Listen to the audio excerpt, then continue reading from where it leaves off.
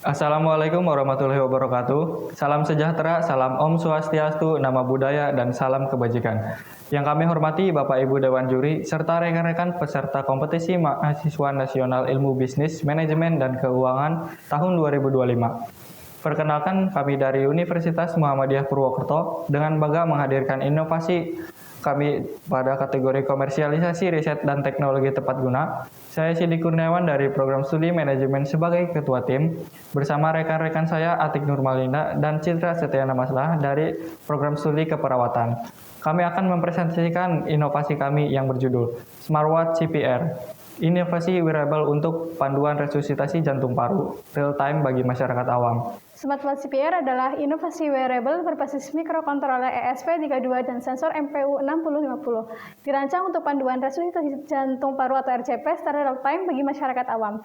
Inovasi ini merupakan pengembangan dari gelang Basic Life Support atau BLS oleh Anggi Safitri, dibimbing oleh Nurse Muhammad Hanif Prasetya Adi, SKEP MKEP. Pengembangan ini meningkatkan akurasi panduan melalui sensor gerak real time dan fitur adaptif. Smartwatch CPR mendukung teknologi tepat guna karena portable, praktis, hemat daya, serta tidak memerlukan koneksi internet atau smartphone saat digunakan. Henti jantung merupakan penyebab kematian tinggi di Indonesia, namun hanya 38,5% masyarakat memahami teknik RJP, masyarakat awam kesulitan melakukan RJP yang efektif.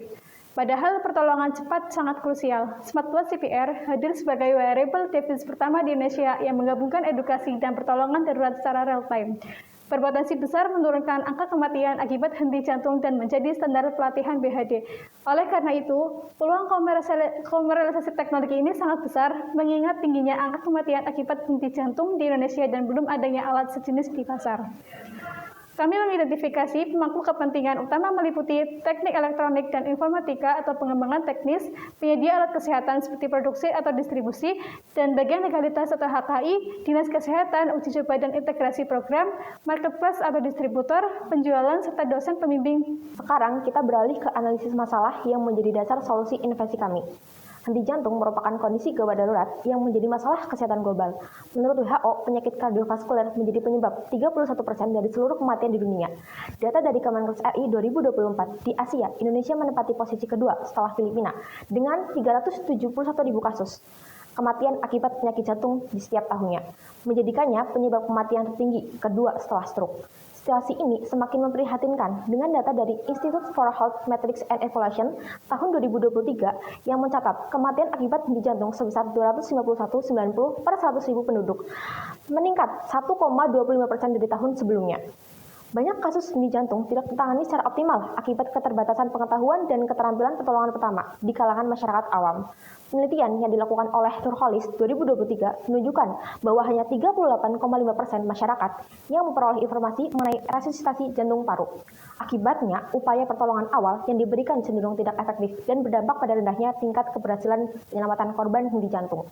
Padahal, pertolongan segera dengan RJP dan defibrilasi dapat mengembalikan denyut jantung ke kondisi normal. Bantuan hidup dasar yang dilakukan dalam waktu kurang dari 5 menit sejak munculnya gejala dapat meningkatkan keselamatan pasien secara signifikan. Smartwatch CPR hadir sebagai solusi inovatif berupa jam tangan pintar yang dirancang untuk membantu pengguna dalam melakukan kompresi dada dengan irama 100-120 BPM sesuai standar medis, bahkan tanpa pelatihan sebelumnya. Kami melanjutkan pengembangan dari ide dan fondasi riset ilmiah Anggi Safitri sebagai inventor awal gelang Basic Life Support dengan membawa banyak keterbaruan signifikan pada smartwatch CPR yang tidak hanya meningkatkan fungsionalitas dan akurasi, tetapi juga memperluas potensi inovasi ini untuk memberikan dampak yang lebih luas dalam penanganan henti jantung dan meningkatkan kesadaran serta keterampilan pertolongan pertama di masyarakat. Itulah gambaran mengenai analisis masalah. Di sini saya akan memasuki analisis TKT, yaitu smartwatch CPR adalah dirancang dengan pendekatan modular yang sederhana namun efektif. Kami menggunakan mikrokontroler ESP32, sensor MPU 6050 untuk mendeteksi gerakan, DFP layar mini untuk audio panduan, serta layar OLED 1,3 inch dan motor getar sebagai umpan balik. Casing dicetak dengan 3 dimensi printing menggunakan bahan TPU yang ringan dan tahan air. Pengembangan smartwatch CPR menggunakan pendekatan bertahap dengan memantau tingkat kesiapan teknologi. Saat ini teknologi kami berada pada TKT 3 dan akan ditingkatkan lagi menjadi TKT 7 dalam waktu 3 bulan melalui uji komponen, prototipe, dan uji lapangan. Itulah adalah gambaran mengenai TKT.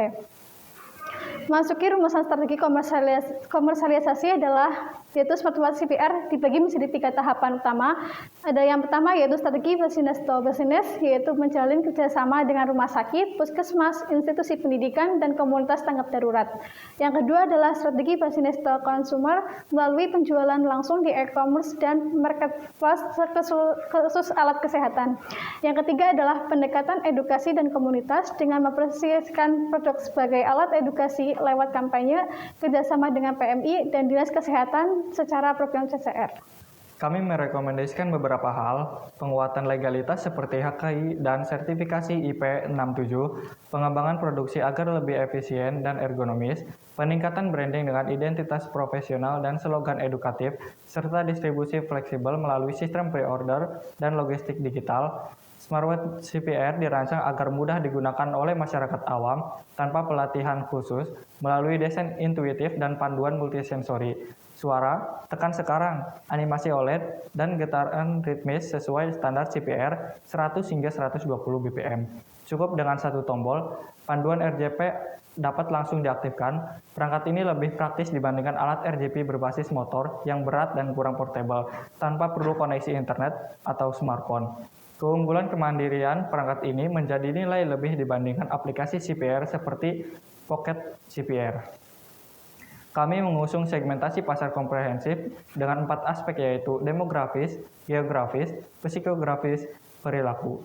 Untuk menjangkau individu yang beresiko terkena henti jantung, komunitas, hingga institusi pendidikan, rencana aksi kami, uji sertifikasi BPOM dan pelatihan PMI di kuartal 3 tahun 2025, peluncuran terbatas 500 unit di kuartal 4 tahun 2026, dan ekspansi ke Sumatera hingga Bali di kuartal 2 tahun 2027. Rekomendasi yang kami ajukan didasarkan pada 3 pertimbangan utama. Dari sisi dampak sosial, smartwatch CPR memiliki potensi signifikan dalam menyelamatkan nyawa. Diperkirakan setiap 1000 unit yang digunakan dapat membantu menyelamatkan hingga 200 nyawa, berdasarkan asumsi keberhasilan RJP sebesar 20%. Secara finansial, produk ini menunjukkan kayakan investasi yang kuat dengan proyeksi pengembalian investasi ROI sebesar 1,8 kali dalam jangka waktu 2 tahun. Serta estimasi pendapatan mencapai 4,75 miliar pada tahun 2026. Selain itu, dari sisi keunikan produk, smartwatch CPR menjadi satu-satunya perangkat wearable di Indonesia yang mampu membandingkan masyarakat awam melakukan resusitasi jantung paru. Secara mandiri, dilengkapi umpan balik real time yang intuitif dan mudah diikuti. Kombinasi ini menjadikan produk kami layak dikembangkan secara sosial dan komersial. Smartwatch CPR sejalan dengan tema KBMK 2025, yaitu inovatif digital untuk kesehatan berkelanjutan. Ini karena kami menggunakan teknologi digital, wearable device, untuk meningkatkan kesiapsiagaan masyarakat dalam situasi darurat, serta memiliki dampak jangka panjang terhadap keberlanjutan sistem kesehatan melalui penurunan angka kematian henti jantung. Demikianlah presentasi kami. Terima kasih atas perhatiannya. Wassalamualaikum warahmatullahi wabarakatuh.